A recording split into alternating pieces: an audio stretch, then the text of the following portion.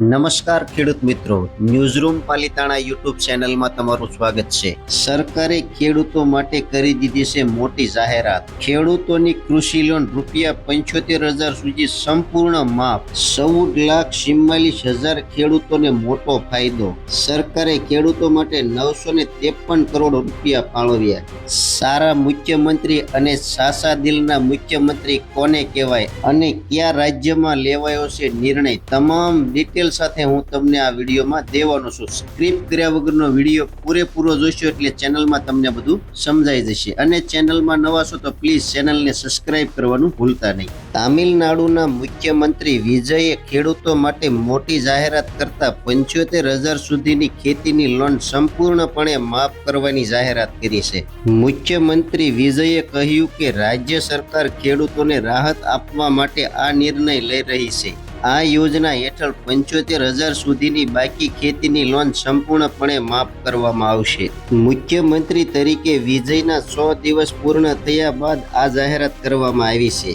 તેને તામિલનાડુના રાજકારણમાં મહત્વપૂર્ણ પડાવ માનવામાં આવી રહ્યો છે।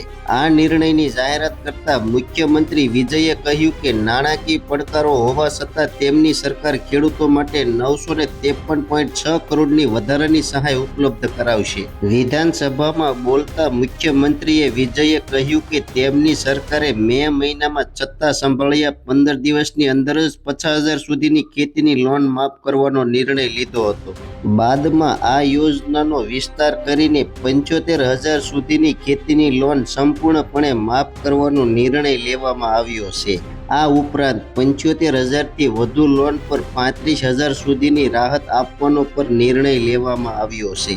આ મુખ્યમંત્રી વિજય થલાપતિના નિર્ણયથી તામિલનાડુના ખેડૂતોમાં આનંદભર્યો ઉલ્લાસ રહ્યો હતો। તો જ્યારે ગુજરાતની વાત કરીએ તો ગુજરાતના ખેડૂતો હજુ આંદોલન જ કરી રહ્યા છે। હજી ભૂપેન્દ્રભાઈ મુખ્યમંત્રીએ એક પણ વાર ખેડૂતોને લોન માફ કરવાનો નિર્ણય લીધો નથી। ખેડૂતો હજી મોરબીમાં, ગાંધીનગરમાં આંદોલન કરી રહ્યા છે। ખેડૂતોએ હવે મન મનાવી લીધું છે કે હવે મુખ્યમંત્રી હોય તો તામિલનાડુનો મુખ્યમંત્રી હોય એવો જ અમારે ગુજરાતમાં મુખ્યમંત્રી જોઈએ છે।